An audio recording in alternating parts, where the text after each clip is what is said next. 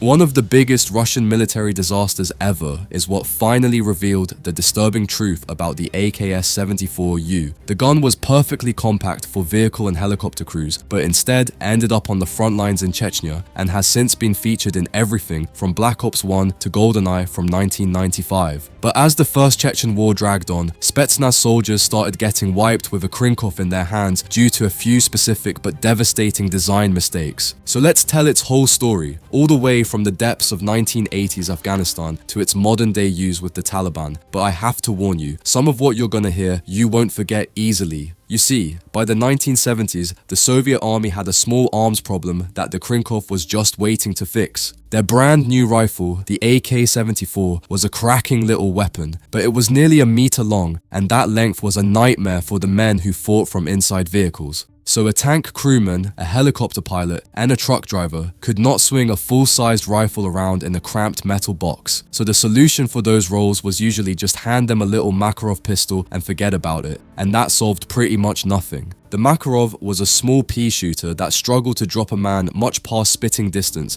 and you can imagine how useless that thing was inside a helicopter. So the Soviets had a daunting choice. Give the tankers a rifle you couldn't carry in a vehicle or a pistol that couldn't really kill. What they wanted instead was something in between, and what they eventually built would eventually end up in the hands of the most wanted man on the planet. Back in 1973, the army wrote up a strict shopping list for a brand new compact weapon under the codename Modern. The requirements were simple. It had to weigh under 2.2 kilos and it had to fold down to under half a meter while keeping the ability to spit a bullet out at over 700 meters per second. That last bit was the tricky part, because speed comes from a long barrel and they were demanding a short one. And on paper, they even wanted it to stay deadly out to 500 meters, which, spoiler alert, never came anywhere close to happening. The Soviet army had mostly ignored this kind of pocket-sized carbine for years, so they were basically starting from a blank page. All the big Soviet names tried their luck for this opportunity. Stechkin, Simonov, Dragunov, and of course Kalashnikov himself. And surprise, surprise, Kalashnikov won, mostly because his design was the cheapest and the simplest by a mile. He basically took his AK-74 and hacked the barrel down to a stubby 8 inches. Everything else he just borrowed, straight from the full rifle. Folded up, it was under half a meter long and weighed only about 2.7 kilos, so it shrank down to the size of a big handgun. That meant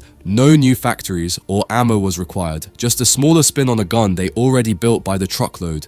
The thing was officially named the AKS-74u, where that little u simply means shortened in Russian. But what happens when you chop a decent rifle in half and just assume it's going to perform the same way? It is never as clean as it sounds, and the problem started almost straight away. See, when you cut a barrel that short, the hot gas that drives the whole gun barely has time to do its job. So Kalashnikov had to shift the gas block backwards and bolt a strange cone-shaped device onto the muzzle. That cone trapped the gases for a split second longer, which gave the action enough of a shove to keep cycling. The stubby barrel throws out a massive ball of fire with every single shot, and there was a nasty little catch to that fireball that nobody really warns you about. Fire it in the dark, and the flash could half blind the very man pulling the trigger right when he needed his eyes the most. And because the gun was so short, the old rear sight had nowhere to sit, so they stuck a tiny flip-up sight right on top of the receiver cover. That sight was marked for 200 and 400 meters, and honestly, the 400 setting was a bit of a joke. Early testers slated those sights as plain awful, and the gun needed a redesign before it was anywhere near ready. Because for all that clever engineering, this gun could barely hit anything past the length of a swimming pool. Now here is where it gets ugly for whoever actually had to fight with the thing.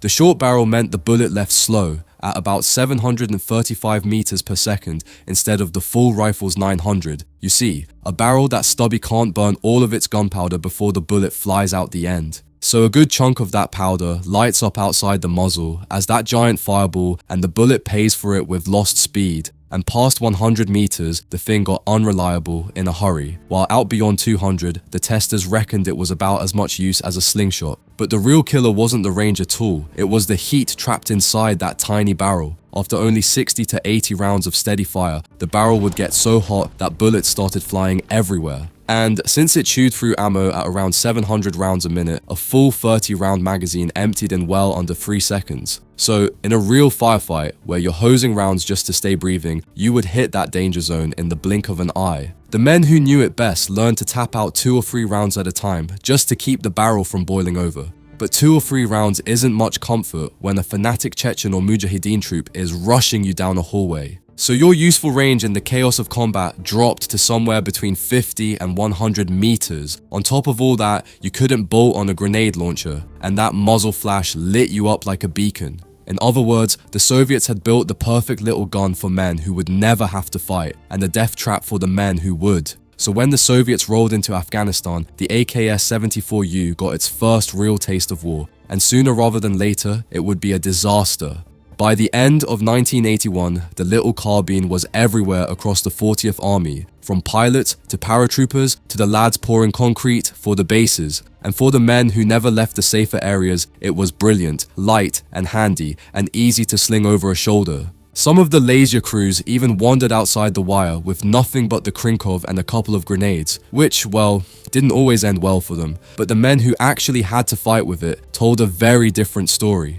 Out in those endless mountains, the enemy was often hundreds of meters away, and the Krinkov simply couldn't touch them. Then the barrel would cook itself after about a minute of shooting, right when they needed it most. And they couldn't strap on the GP-25 grenade launcher that nearly every other soldier leaned on in that kind of terrain. Up close, it was a different animal, and in the sudden point blank scraps that Afghanistan threw up, it could spit out a wall of fire in a heartbeat. But even there, the overheating bit, because that wall of fire is the exact thing that cooks the barrel. So the carbine that was meant to keep you safe was slowly getting men into trouble they couldn't shoot their way out of. Yet the gun the Soviets barely wanted somehow became the single most prized trophy the enemy could capture, and the reason why is genuinely dark. You see, the mujahideen couldn't just pop down the market and buy one of these.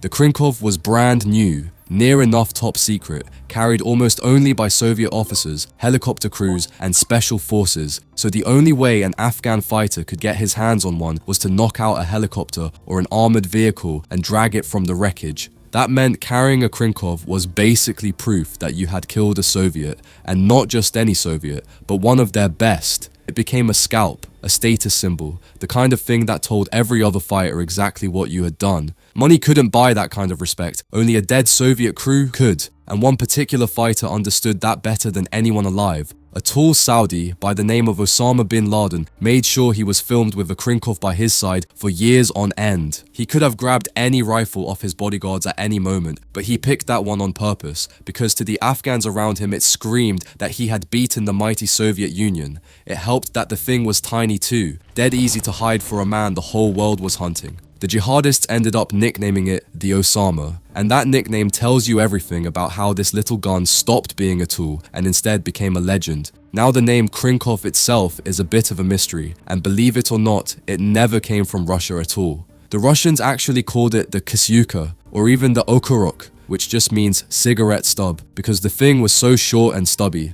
There's an old story that the Afghans named it after a captured Soviet officer called Krinkov. But a researcher named Patrick Sweeney went digging and found that no officer with that name was ever actually captured. So the name most likely came from Western reporters and the Afghan fighters they tagged along with in the 1980s, and it simply stuck. But all that fame was about to slam into reality, because the Soviet Union was about to fall apart and the Krinkov was about to be thrown into the worst city fighting Russia had seen in decades. And this is the part where Spetsnaz troops and the like really got punished. So let's fast forward to New Year's Eve, 1994. The Soviet Union was gone, and the young Russian army was sent to crush a rebellion in a breakaway region called Chechnya. Their plan sounded simple enough. Drive into the capital city of Grozny, grab the presidential palace, and be home for tea.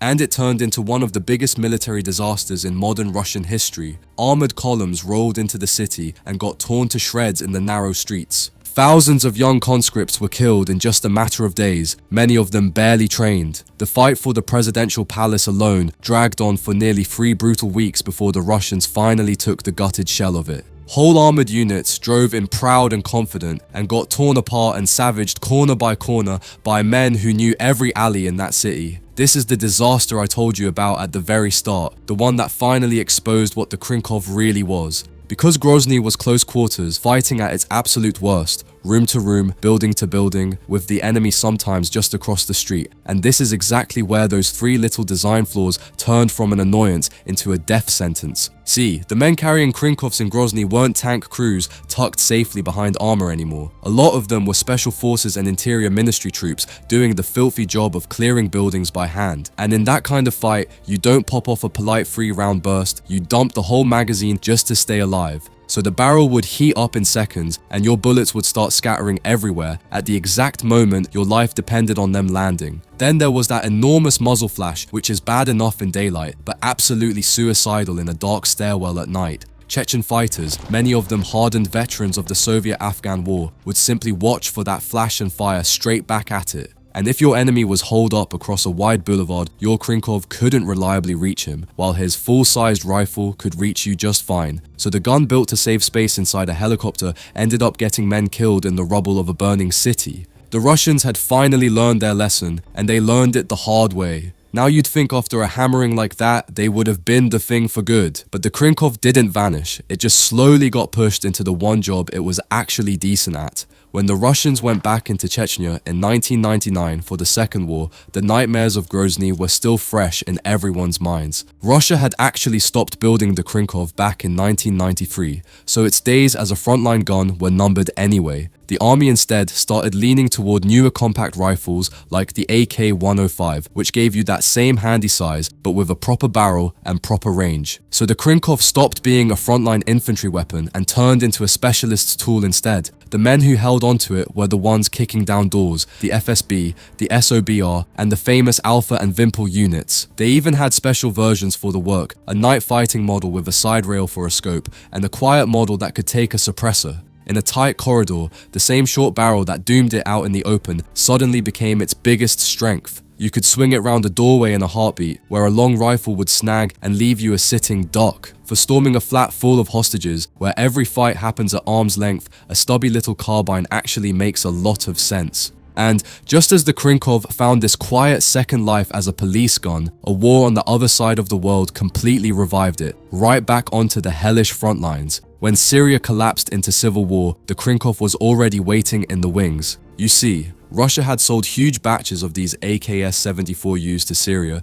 years before the first shot was ever fired. That deal shipped over rifles, missiles, and night gear, and the Krinkovs were a big slice of it. So when the country tore itself to pieces, government soldiers, rebels, and the worst extremists on earth were all suddenly carrying the very same little Soviet gun. It's a strange thing, watching a rifle that nobody loved get fought over by absolutely everybody. The Syrian Republican Guard carried them, and one of their toughest generals, Issam Zahreddine, was rarely seen without a Krinkov on his hip, but the gun also fell into the hands of the very men he was fighting, including the Islamic State. And the gun's old jihadist following came roaring back because it had passed from bin Laden to the brutal leader of al-Qaeda in Iraq, Abu Musab al-Zarqawi, and now to the leader of ISIS himself, Abu Bakr al-Baghdadi. For a man being hunted day and night, it carried a cold practical bonus too, because it was small enough to hide where a meter-long rifle never could.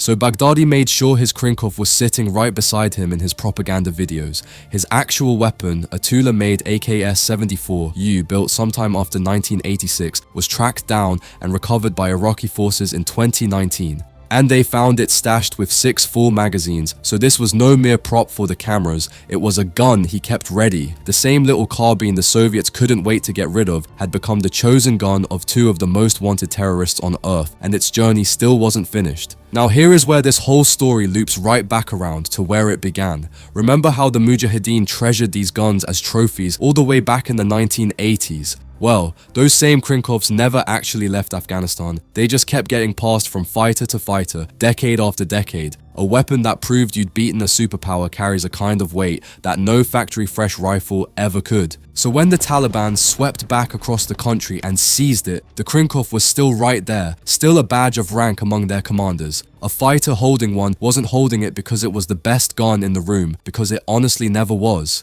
He was holding it for everything it once cost the men who lost it, the empire that marched into Afghanistan and limped back out in defeat. And that is the strangest twist in the whole tale of the AKS-74u. The Soviets built it to be forgettable, a bit of kit for the men in the back, the answer to a rifle you couldn't carry and a pistol that couldn't kill. It's the same stubby carbine that millions of gamers have dropped a nuke with in Black Ops, and the same one that Bond grabbed in GoldenEye. Most of them have no idea that the cool little gun on their screen was, in real life, a flawed death trap that the men carrying it would have gladly handed back. And yet decades on, that same unwanted little carbine is still slung over the shoulders of Taliban commanders in Kabul today, prized not for what it can do, but for exactly who it was taken from.